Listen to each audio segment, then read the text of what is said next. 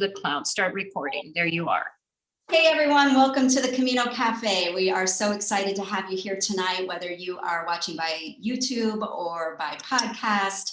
However you're here, we are happy that you are here. And I am thrilled that Yosmar so eagerly accepted our invitation to come to the Camino Cafe and to give us a cooking demonstration tonight. And I am a huge fan of her cookbook. I got it, I guess, last year, right when we kind of were on lockdown, and I've been making a lot of recipes from it. And I hope that you all have your copy as well. If not, we'll include the link on all of our social sites so that you can get access to it. So we want to start with the cooking demo tonight. So Yosmar, welcome. I'm going to try to change the view to speaker view. And if you have not already done that, everyone, please do that so you'll be able to see Yosmar and see the cooking demo very clearly. Yosmar, welcome. We're so happy to have you here. Thank you. I'm really excited to be here. I love cooking, and it's actually the first time I'm doing this over Zoom. So I'm quite excited that I'm doing this.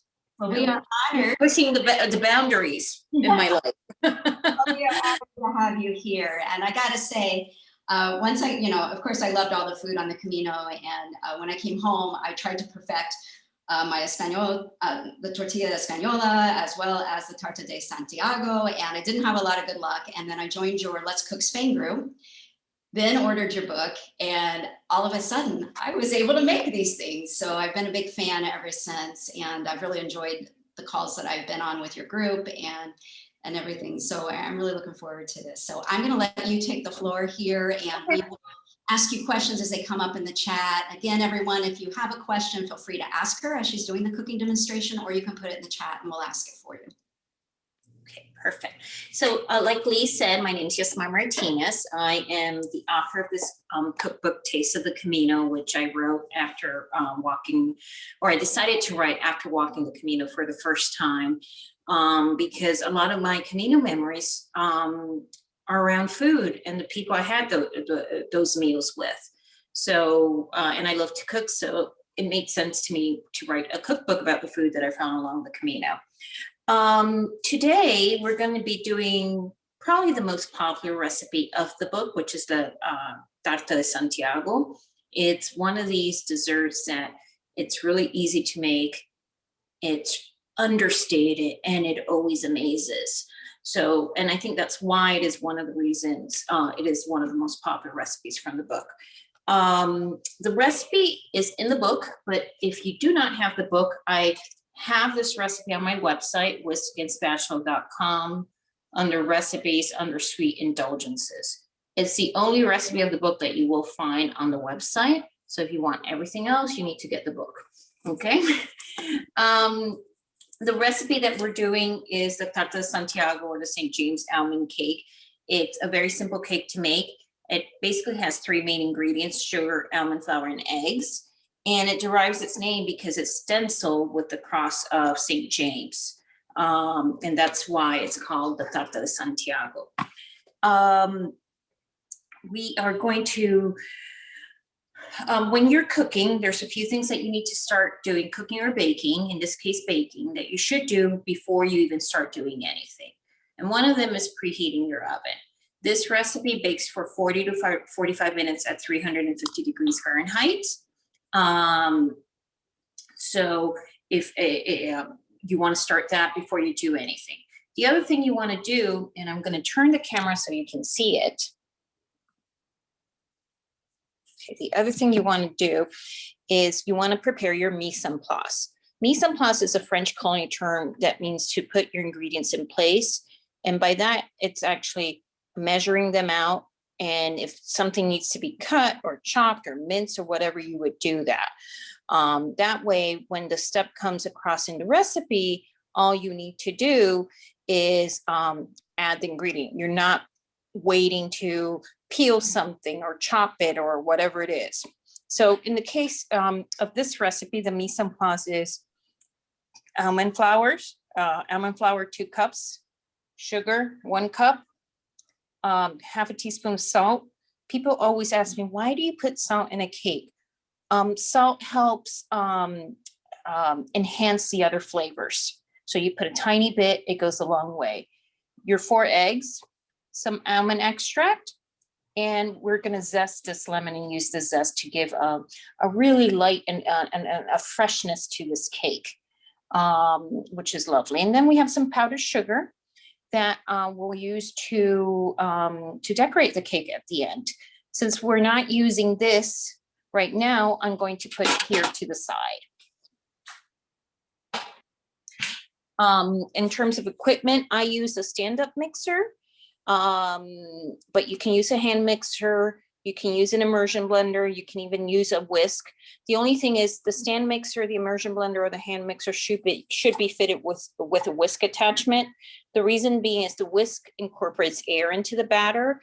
And this is a recipe that doesn't have any chemical leavening. It doesn't have baking soda. It doesn't have baking powder.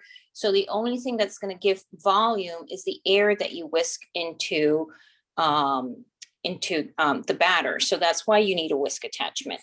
And then I have my cake pan, and I've already lined it with parchment paper.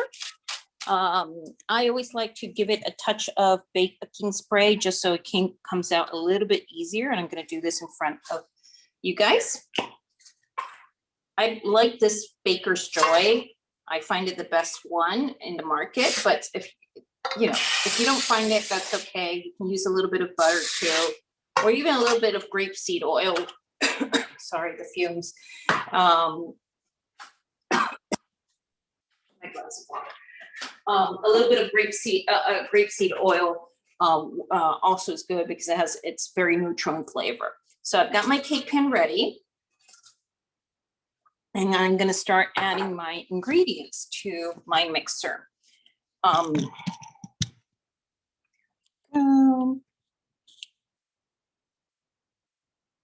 This thing has a life of its own. There we go. So my sugar, my eggs. When I turn this on, I'm going to stand by it for like a few seconds so you can see the color when the sugar and the eggs come together. But then I'm going to turn the camera to me, and I'm going to walk up to the other room so there's not so much, so you can actually hear me talking about it, because otherwise you won't hear me with the mixer.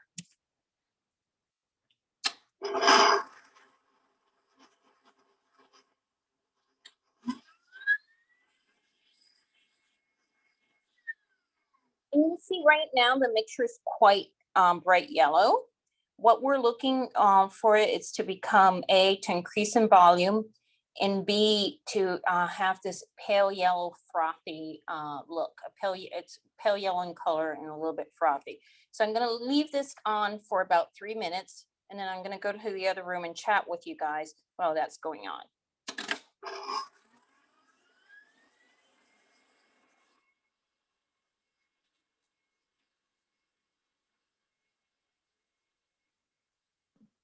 So Yosmar, I wanted to ask, when you were doing the baking spray, did you just do kind of the sides of the pan so the parchment paper didn't get a treatment, the whole parchment paper, right? The parchment paper doesn't need to get a treatment because that's kind of nonstick by its nature. So I just put the sides. Okay.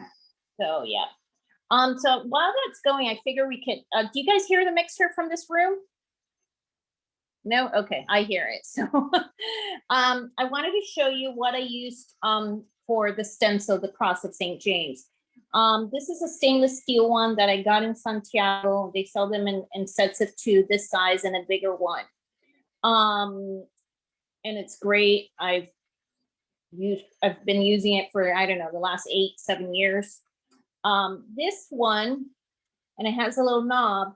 I don't know if any of you guys from the Camino world know Tom Wynn.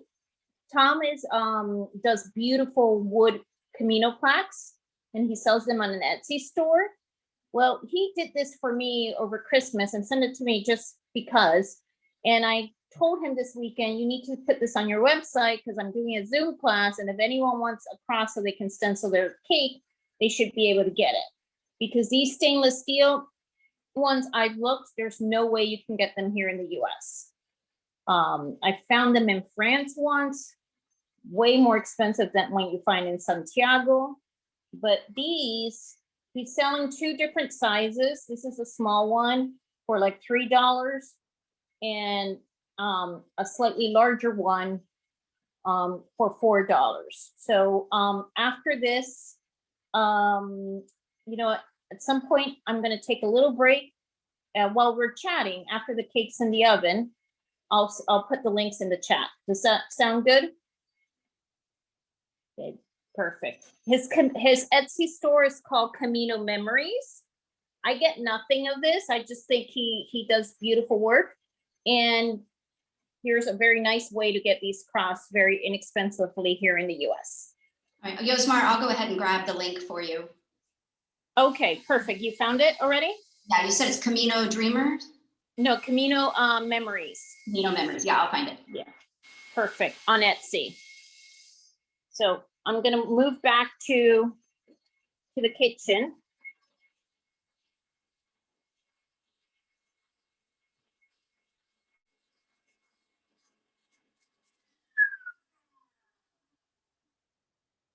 Look at those eggs now. They're almost white, like they're like cream color, not yellow. So that's what you're looking for, and they increase in volume.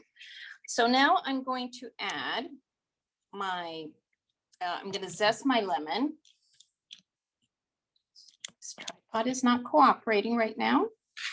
And so let me do this in front of you guys. I use this thing called a microplane.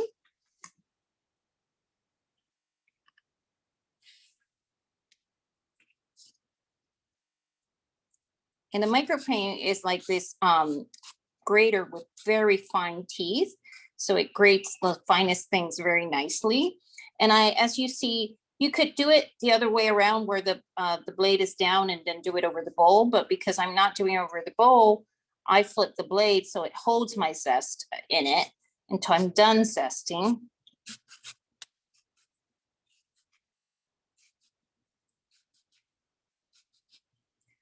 One question I get, I've gotten before is like, what do I do with the lemon after I'm done zesting? And usually it's people that like to do this recipe as much as I do.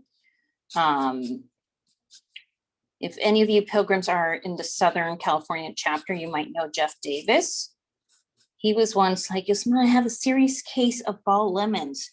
What do I do with them? I'm like, juice them and put them in ice cubes and freeze them. And now you have them ready to go for a refreshing drink. You can drop them in water and you have lemon water one day without actually having to squeeze. So a lemon. So here I am putting my lemon zest in there. I can use my finger to take the excess zest. Go. And I'm going to add my almond extract. I'm going to whisk like 30 more seconds in here. Can I use the green lemons? Now the next step is to add your dry ingredients. Hey, Yosmar, we had a question about using green lemons instead of yellow lemons. You can use green lemons. You might just get some little green specks in there, but the taste is going to be pretty similar. The only thing green lemons, the profile, are you talking green lemons or limes? Either one, just mine. This is Okay. Iris. Iris. Okay. I call them all lemons. And that's fine. The lime has a slightly different profile, taste profile, but it'll be fine. It's going to be so yummy. So just use them. Okay. Yeah, I do that. I use just lemon all the time. Good, wonderful. With the whisk, are you seeing my action? Yes, you are. I just clean the twines of this whisk because I don't like wasting batter. Hey, Yosmar. We had one more comment in the chat.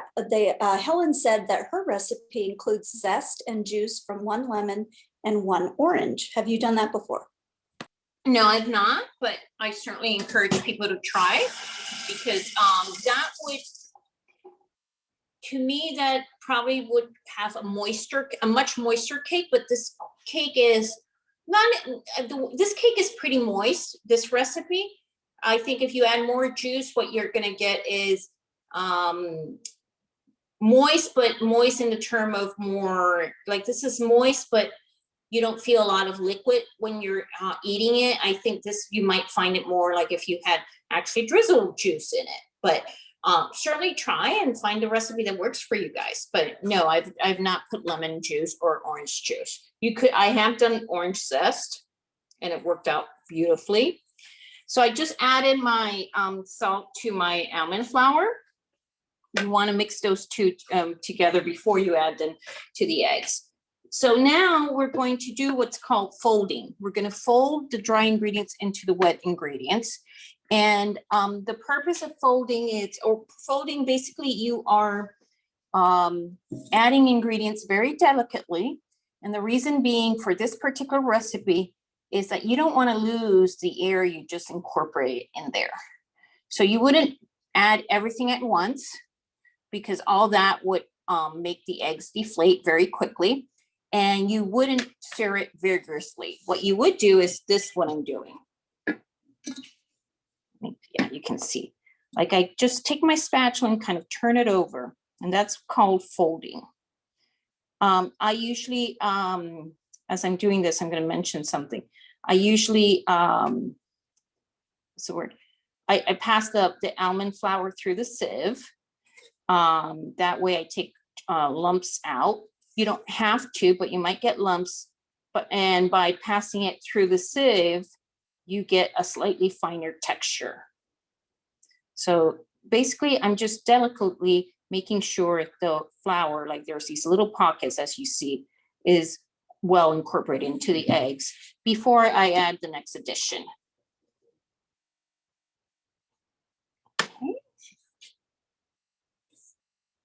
And now I do the same thing.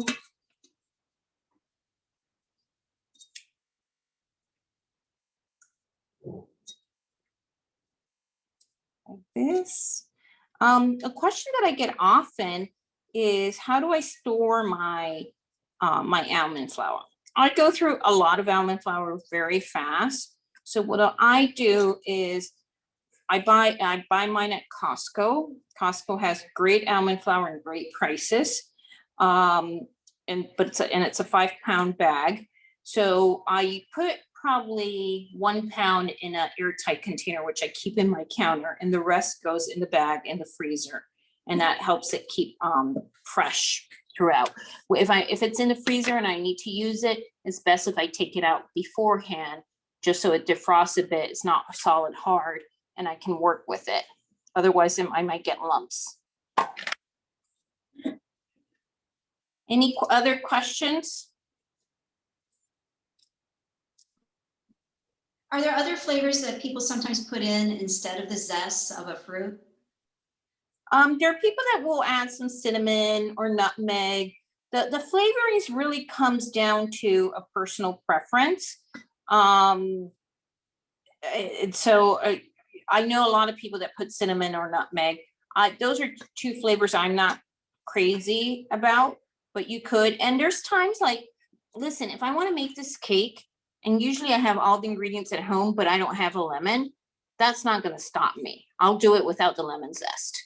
And I notice a difference. Most people don't notice it because it's so light and subtle, the flavoring. So I would encourage you to experiment. And one thing I did once, at this point, I would not call it a Tarta De Santiago. I actually put some cocoa powder one time in it, and it was lovely. The flavor, it didn't get super chocolatey, even though I thought it would. When I cut it, it still was very light in color, but it was really lovely, the flavor. And I did not remove some of the almond flour because I was adding more dry ingredient. I think I put a 1/4 cup of cocoa powder, and it was lovely. So now this is pretty much all incorporated. I'm just checking to see there's no pockets of almond flour. And I don't see that. So I'm going to take my cake pan and pour it in the cake pan.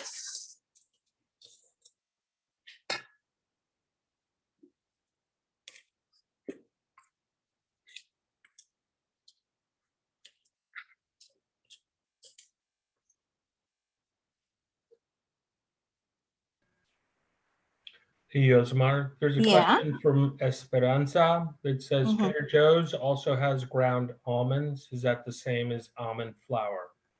It is. Now, I think the last time I saw it at Trader Joe's, which was a while because I don't go to Trader Joe's too often, Trader Joe's sold unblanched almond flour.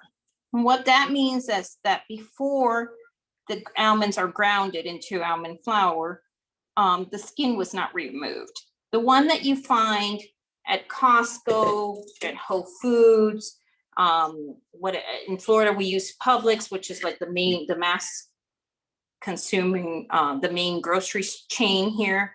They all sell blanched almond flour. If you see, it won't impact the end result. You will only get these brown specks because the skin of the almonds is browned. So you certainly can do that. And I know Trader Joe's has some great prices and good quality products. It's just last time I worked with that almond flour, I noticed that it was not made out of blanched almonds. And again, that's just aesthetic. I think once the cake is so amazing, no one really cares too much about the aesthetics. Josmar, this is Iris again. I think when I took your class in Georgia, you mentioned to bake the cake on a lighter pan, not dark pan, because yes, thank you for bringing that up. And you know what? I thought that was like, well, I learned the hard way. I bought 2 cheap dark pans, and the cake does get darker. Yeah. A lot so darker. Okay, let me put this in the oven, and then we'll decorate another tarta that I have or I made earlier today. And then we're going to I'll talk about what Iris is saying. So, you know how a lot of cake pans or nonstick have a really dark color? Let me I'm going to flip this so I can talk to you. You guys can see me talking. A lot of, and I wish I had one of these darker cake pans, but I don't because I don't buy dark cake pans. So anything that's dark in color will attract heat faster than anything that is lighter in color. And show you one of my other cake pans. So this is a different size. So this is by what I mean light cake pan. It's kind of silvery looking.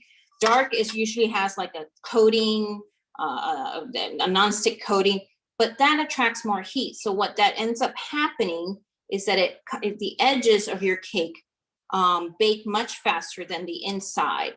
And by the time the inside is ready, you have dark edges. So that's something you want to avoid when you're buying cake pans. And I know, I don't know, 80% or 70% of cookware stores only sell dark cake pans, but if you ask, they should have light color ones, or you can go on Amazon online and you should be able to find them. Plus they're cheaper. Even the good ones are cheaper than the dark ones. So I highly recommend that. Was that what you got, Iris, at the end of the day? You got dark edges on the circumference? Yes. I was having a get together here for a lot of people, and I went to Walmart and I bought a pack of 2. So there will be the same size cakes. And one of them got burnt a little more than I wanted to. Okay, see, that's what happened. So, but that's something, don't do Iris' mistake. Believe me when I'm telling you not to use a dark cake pan. By the way, the timer for that cake is 40 to 45 minutes. I just put it at 40 and I'll check that mark. And if I need to leave it a little bit longer, I will. So this is, let me switch the camera again. That over there is the cake I baked earlier today. And I'm going to use, even though I used the baking spray on it, I'm still going to use my knife, run the knife in the circumference. I have this little pizza peel thing here. And I just put it like this. You don't need to have this. If you have a cutting board or a flat plate or something, you can just flip it like this. I knock it.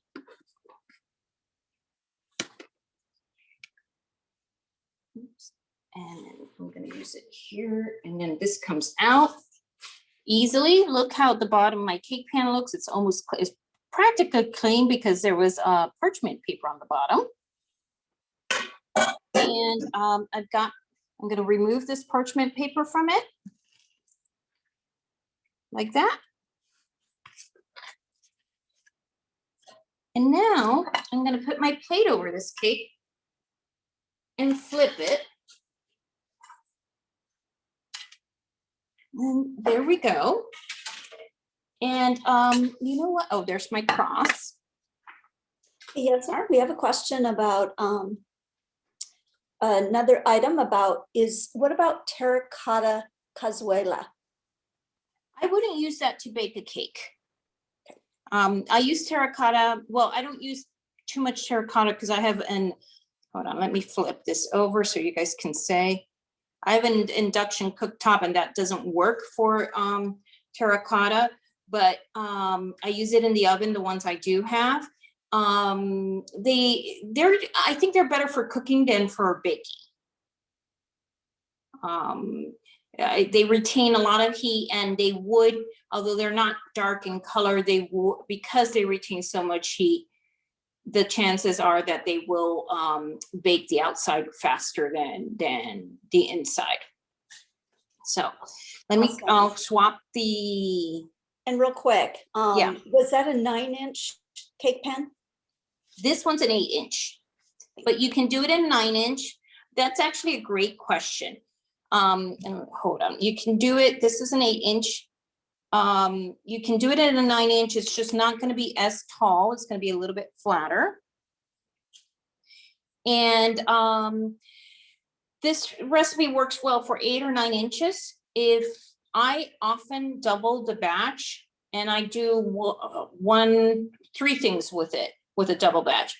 I use a 10-inch cake pan, and I do a supersize it, basically, depending if I have more guests. I want a bigger cake, so I double it and I supersize it. The other thing is sometimes I'll make 2 8-inches and I'll gift one away. And the third thing I do is I do 2 8-inches and I'll freeze one. It freezes really, really nicely. So that's something that you guys can consider. And when you're going to use it, you would freeze it without putting the powdered sugar on top. You basically can freeze it in the actual cake pan or remove it from the cake pan. I would leave the parchment paper, wrap it in saran wrap, put it in the freezer when you need it, remove it from the freezer like 20-30 minutes before, plate it, and then you can do what I'm about to do, which is this, which is powdering my cake.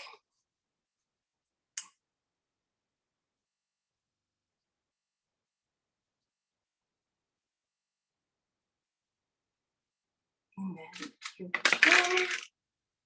I lift my cross carefully, and voila, I have a Tarta De Santiago. There, that's it. It's really easy. It's a no-brainer. And so now while the other cake bakes, I'm gonna take this apron out and off, and I'm gonna sit down and chat with you guys better now.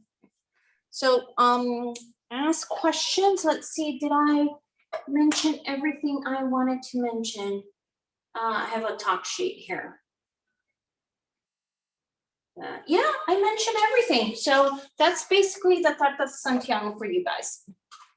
Oh, if only we could taste it. It looks delicious. Yeah, unfortunately, I was just thinking that you guys were probably like, we want to taste this. So it's really interesting and so great being able to see how you demonstrated the color difference with the eggs in the very beginning, because I never really understood that part. So that was really, really helpful. Yeah, whisking is a term that a lot of people don't understand fully, why you whisk, etc. And to see the difference, to visualize it helps a lot. So, and also watching a professional do the folding I now realize I have been way too aggressive when I've been doing that step. So I need to be much more gentle when I'm doing that. I wondered if you wouldn't mind sharing, I believe at some point we might have been on a call or something where you may have mentioned a story about how you came up with a particular recipe for the one that Yeah, that's a for me a cute, funny story. So if for those of you who walk the Camino, you know that this dessert is mostly eaten in Galicia. You don't eat it in the first few regions that you're walking. And I had my first Tarta de Santiago in Ocebrero, which is the first town in Galicia on the Camino Frances. And I loved it.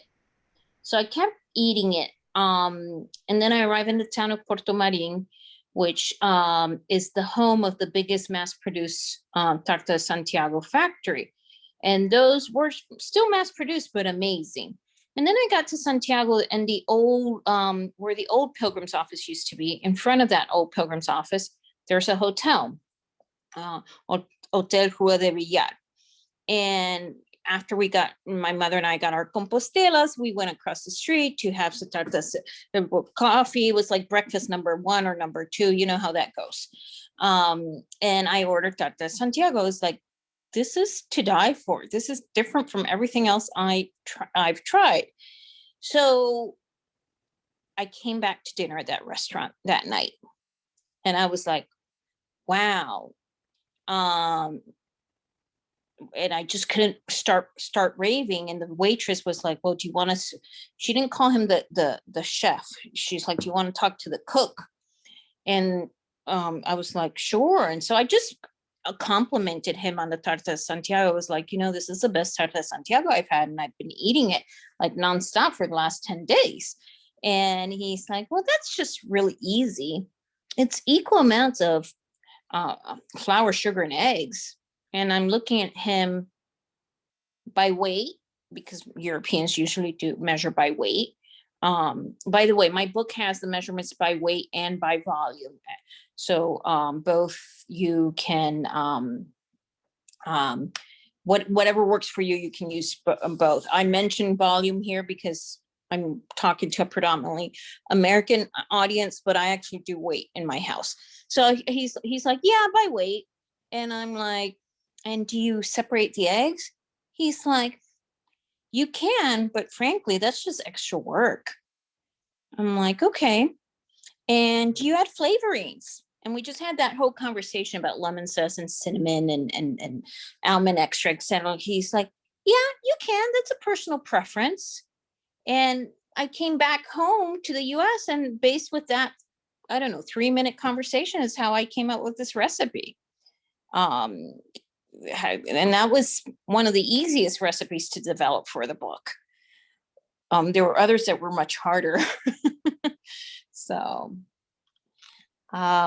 any other questions about Tarta Santiago or any recipe in the book, or just anything? I was going to ask what was the hardest recipe for you to put together for the book? So interesting enough, it was tortilla española.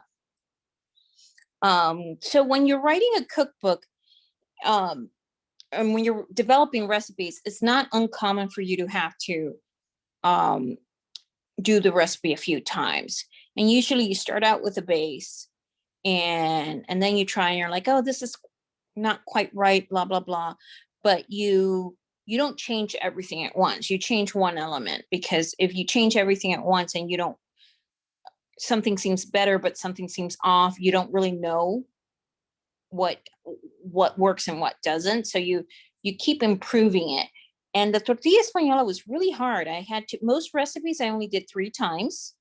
Some maybe 4 or 5, but the tortilla, I did it like 10 times before I felt I could actually put something on paper that would work. I take pride on the quality of my recipes. I didn't want to put out something there called tortilla española and then have people write to me and say, this doesn't work. That's just the type of person I am. So I was a little bit OCD with making sure that would work. With the tortilla española, there's a lot of different factors that it took me some time to figure out. First, what the ratio of eggs and potatoes. And I did research, and some of the recipes I saw, I didn't even have to try them. because I knew they wouldn't work. I knew they had way too much potatoes for the amount of eggs. And but that's something I know because I can visualize what 2 pounds of potato are, and how that looks in volume compared to 4 eggs, for instance.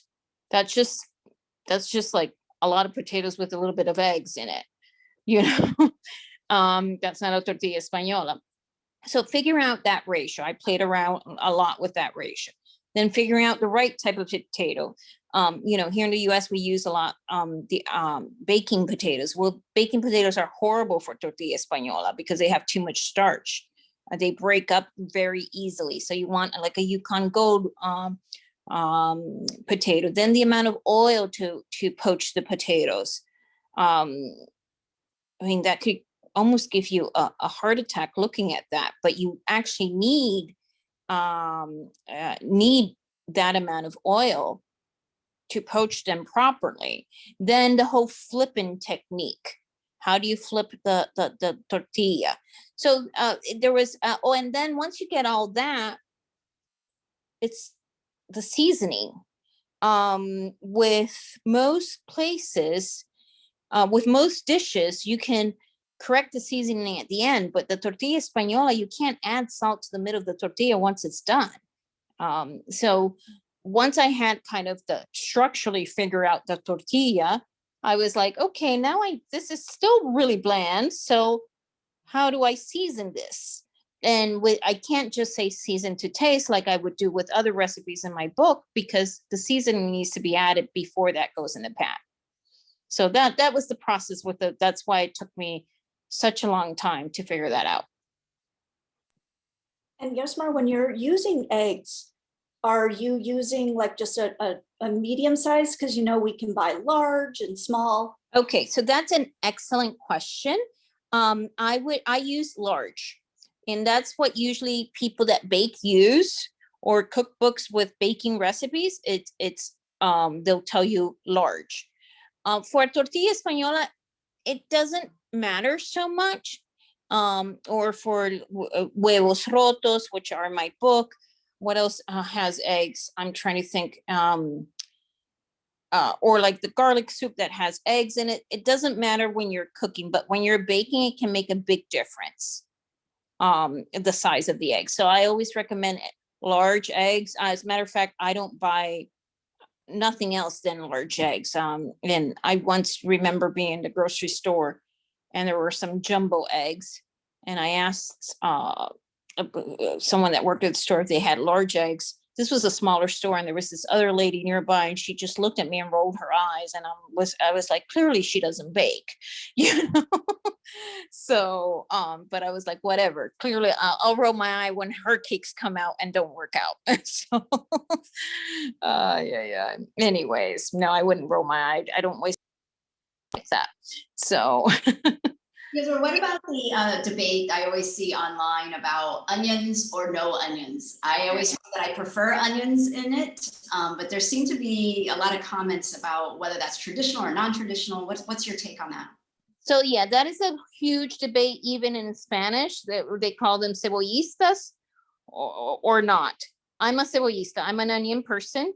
But having said that, if you go to a certain area of Spain called Betanzos in Galicia, which they have a special tortilla called tortilla de Betanzos, where the center of the tortilla is not fully cooked, it's almost runny, and it's fabulous. Anyone from Betanzos will tell you a tortilla does not have onions. A tortilla de Betanzos does not have onions. But I make mine with onions, and my recipe in the book has it with onions, and I poach the onions together with the potatoes. So yeah, that's a great question. And my neighbor Cindy is there.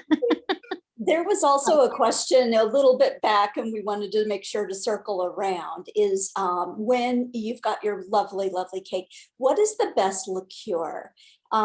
So Dan asked that, and Esperanza said crema de cafe, but we're just wondering, what's your favorite liqueur? Well, if I do have orujo, I like the crema, which so orujo usually comes in 4 flavors: the clear one, the coffee one, the cream one, and then the hierbas one. For the cake, I like the cream one, but I also would have it with hierbas. But right now I'm out of orujo. You can't get orujo in the US.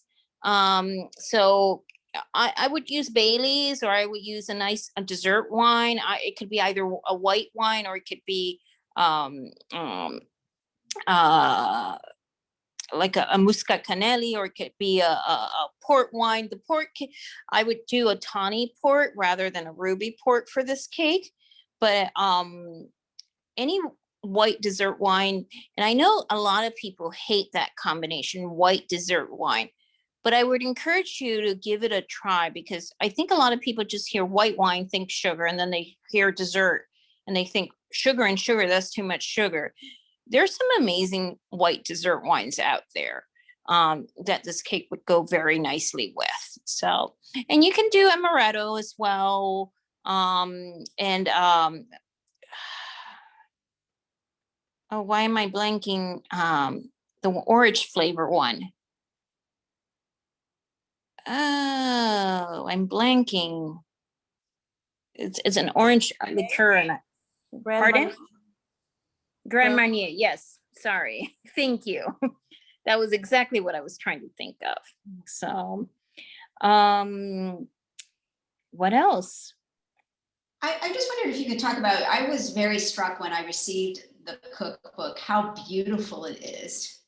So and for those that haven't seen the book, I mean, if you flip through it, it's just gorgeous. I mean, the pictures, just from the very cover, and you guys see as you open it up. So I just wondered if you would share maybe 2 things. One, how did you come up with the design? And 2, how did you come up with, how did you come up with the list of recipes, and what made you decide to do a book? I guess there's 3 questions. Okay.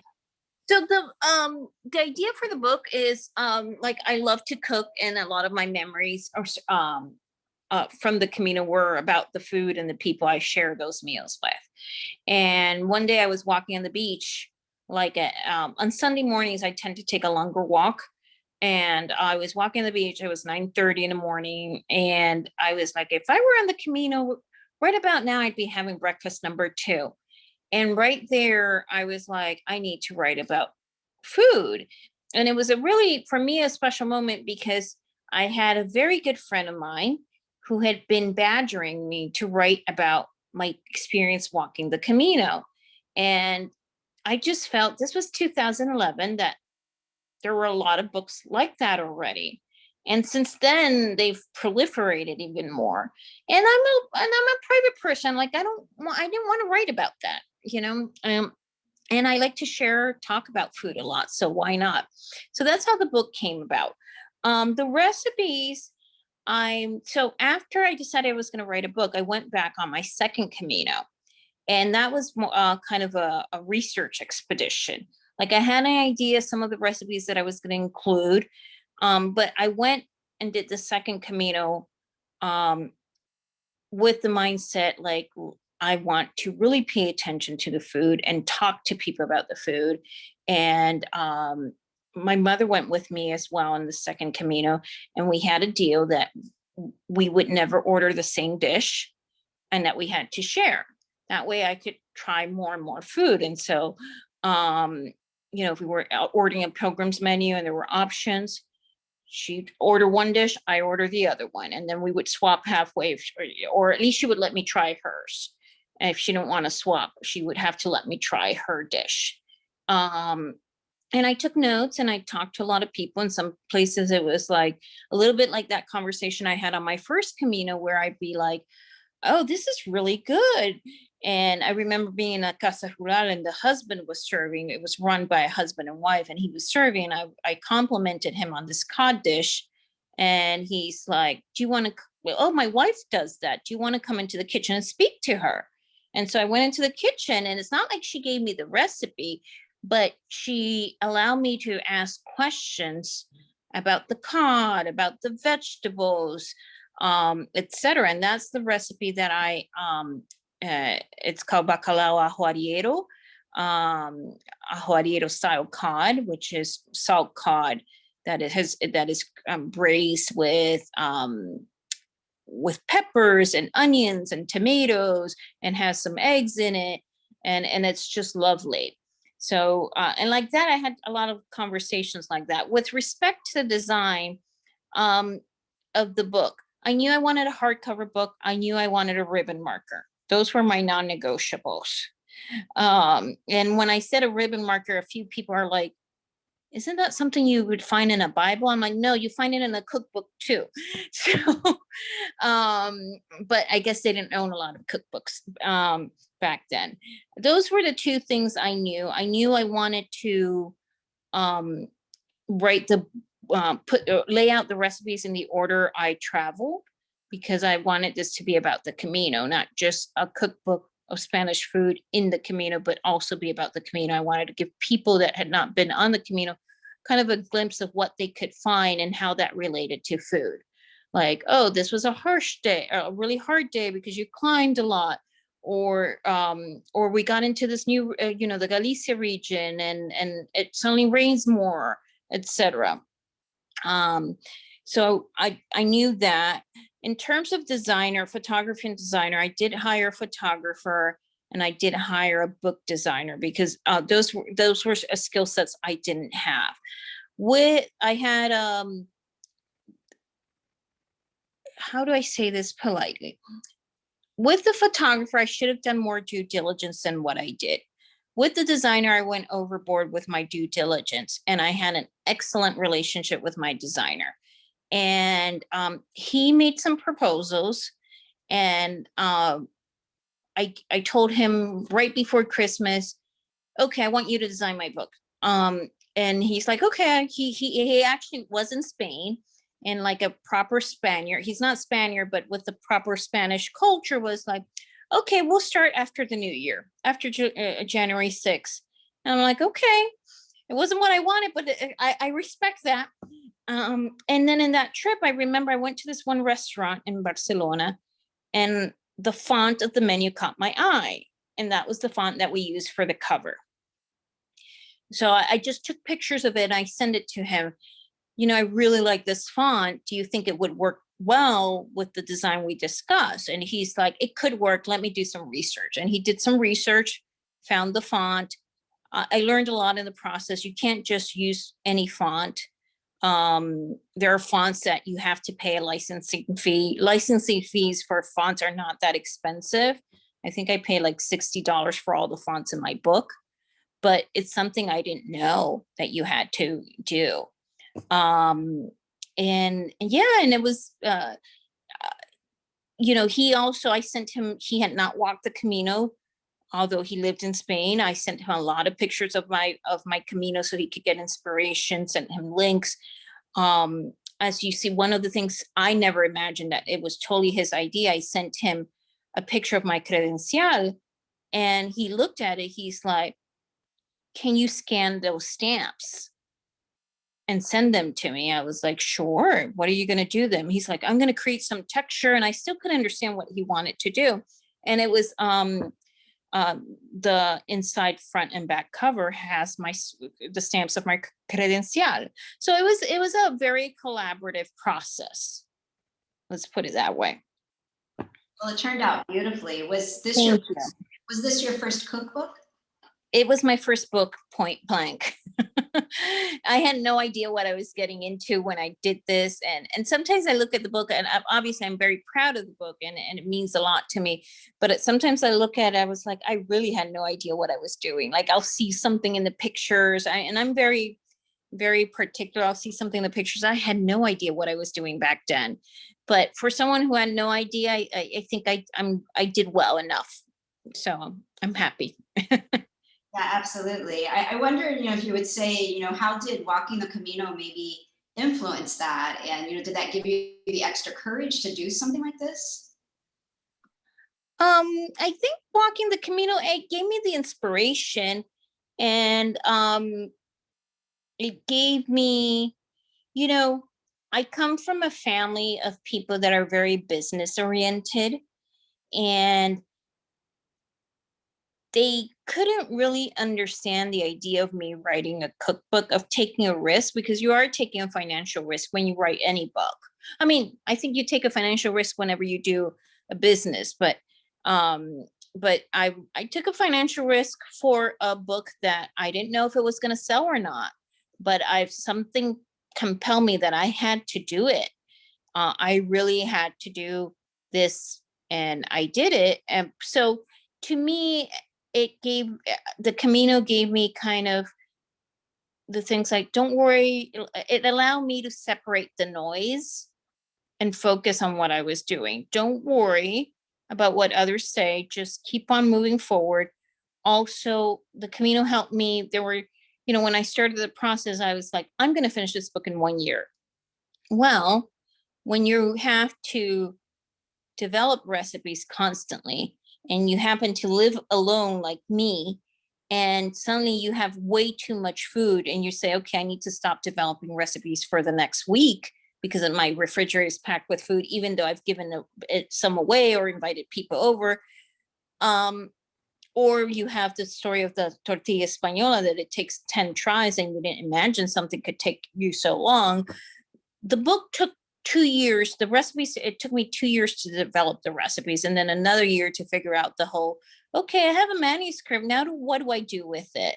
Oh, how do I do photography? How do I design a book? How do I get printed? Oh, let me write the index. Oh, writing an index is much harder than I ever thought I was. Let me see. Oh, there's actually professionals that write indexes for you.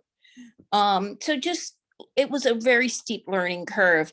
And one thing about the Camino is when you think you can't, you finish a hard day walking, and then you're looking like, and I have 28 more days like this.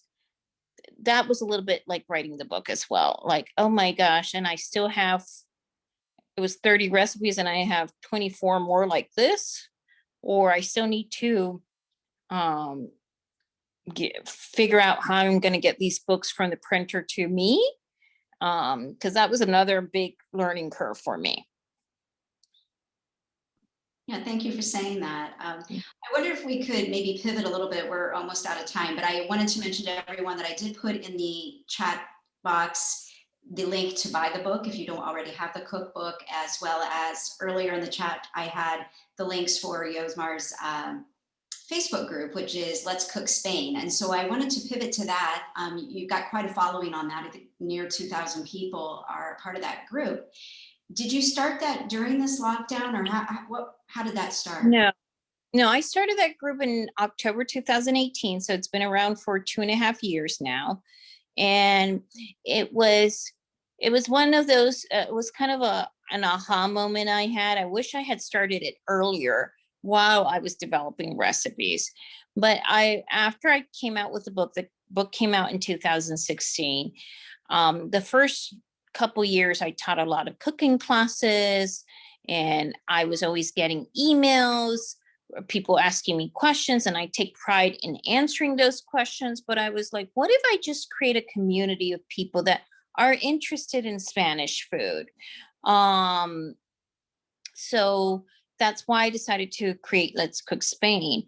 And not only I get to answer the questions I get in a more communal fashion, which is takes a little bit less time for me, but I also get to hear how other people answer, and I also get insights into what people like to cook, or little special regional specialties I may not be familiar with. So that's how that idea came. I want to say for the first 1.5 years, until the pandemic started, I had about 600 members. And then once the pandemic started, last April and May, the group grew tremendously. Like it doubled, like to 1,200 members or 1,300 members in a matter of 2 months. And then the rest has happened since June, basically. But yes, there's more traction now, definitely. And it's great because I think these communities, when you get to like 1,800, 2,000 members, they become really self-sustaining. and they take a life of their own, which is, I always love to see that in a Facebook group. For sure. I wondered too, I love the name of your website, Whisk and Spatula, and I just wondered, did that have special meaning to you, or how'd you come up with that? I had a list of names, and initially I wanted to call my website Mise en Place, because I'm such a big believer in the concept of mise en place. But that domain name was taken. And then a few friends are like, oh, and that sounds snooty because it's French. And I'm like, I don't think it sounds snooty, but so then I was just thinking, what are the tools I use most in my kitchen? And then and there were things that I wanted. At one point I was like, pots and passports, because I like my pots and I like my passport. And I was trying to make it something that would, people that understand cooking, it would flow easily. And I chose Whisk and Spatula. I like it. At times I was like, oh, I wish I'd chosen a little bit more, a less mundane name, but it's what it is. And people have come to learn it, and I like it. And the only thing I've discovered is a lot of people don't know how to spell whisk. They were spelled W-I-S-K instead of W-H-I-S-K. A lot of people think it's whiskey and spatula, which I think is hilarious when they're like, oh yeah, your website Whiskey and Spatula. I'm like, nope, whisk and spatula. So I think that's kind of funny when people say that. Let me check the tarta, because I feel like it might be ready. All right, great. Now you're heavily involved in the American Pilgrims on the Camino group. Yes, I am. Yeah, so how did that come about? So this is, I think, almost ready, although it says 7. Hold on one second. I'm gonna take this out. I can't hold my phone while I am taking the cake out.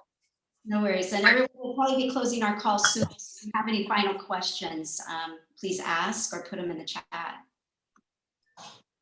So, but I want to tell the pear dessert, the poached pears, is a divine dessert that impressed anybody and everybody. And there's a story on that. So here's the Tarta De Santiago. It's pretty much ready. There's a story about that pear dessert. And I think I mention it in the book. My mother's not much of a cook, or at least wasn't. Now that I wrote a cookbook, she's gotten more into cooking. And so growing up, anytime that she was entertaining, she had like a handful of dishes she would do, and that was all she could do. There was no variation. And one of her desserts were poached pears. And actually that is a variation of her recipe. That's the only recipe in the book that was inspired by my mother. Well, I was inspired by walking through the vineyards in La Rioja, and I was like, I need to include my mom's poached pear recipes or something around that. So that's how that recipe ended in the book. You know. I love it. Lee, you were asking me about how I got involved with American Pilgrims. When I came back from my first Camino, I didn't know a lot of people that had walked the Camino. There was no chapter here in South Florida. I had just become aware about American Pilgrims. So I went to the gathering 2012, and it was in Orlando, and I live in Miami. I was like, well, if I don't like these people, I can just drive back. I have an easy exit strategy. Because I wasn't sure what type of people I would encounter. I don't know what I was thinking back then, but that's what I was thinking. Needless to say, I really enjoyed my time, stayed to the end, etc., and became more involved. And then I found the Facebook group, and that was kind of my connection to the Camino community for some time. And I think in 2013, because I was very active, I would comment a lot, answer a lot of questions. The admins at the time asked me if I would become involved in it. And I've been involved in that group ever since. Thank you. All right. I think Michelle had some things that she wanted to share. Yeah, Yosmar. I just wanted to share, you also not only had questions, but wonderful compliments. So just Oh. wanted to let you know that Meg, although she had to leave, she said, Yosmar, I ordered your book and I'm so excited to try your recipes. Thank you for your demo today. Esperanza said it's a great book. And Helen and Jeanette, flat out, they all said, I would love to see more Zoom cooking classes from you. So you have a gift, girl. You're kind of like some of those Food Network people, and we would love to see more of you through these Zoom. Okay, so I'll give it a try. I'll give it The first try, that was amazing tonight. yeah, so I'll give that a try. And then were you able to find the links for the crosses or no?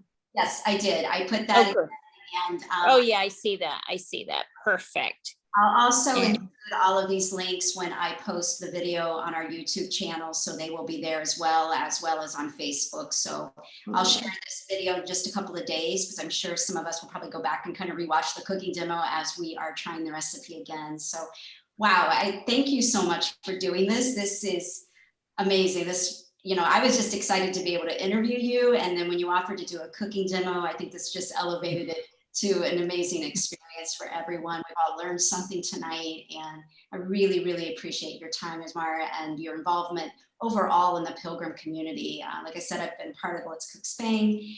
I always learn from you in posts that you have on the American Pilgrim Facebook group, and I just think you're a real leader for all of us on the Camino. So thank you. Thank you so much. I really appreciate that. You're welcome. Thank you for the gift of this cookbook. It is amazing for everyone. So, if you haven't ordered it yet, I'm sure you're going to want to. So that link will be shared, everyone. So thank you so much. And if everybody wants to unmute and just say a big thank you of Buen Camino, and we'll close out the call. Thank you. Thank you. Thank you. Bye. Thank you for everything. Thanks, Yas. Thank you. Thanks, Yosmar. Thanks. Bye. Camino. Gracias. Thank you, was amazing. Thank you so much. Bye-bye, good night. Good night. Thank you. Gracias. Really you, enjoyed Lee. that. Oh, you're very welcome. Thank you for being here and everyone coming. This was just a great experience. So I second, you definitely should start doing these maybe regularly. Okay, I'll see. Okay, take care. A lot of work, right? So thank you for doing that. Thank you, everyone. I'm going to close out the call, and I really appreciate Jim and Michelle for helping me tonight kind of manage the whole call and make it go so smoothly. Appreciate it. And thank you, everyone, for coming. Be looking for the video to be posted. And I don't know, I think it went really well. We might be able to put it on the podcast as well. So thank you again, Yosmar, and everyone have a good night. Good Take night. care. Bye. Thanks. Buen Camino, everyone. Bye. Buen Camino.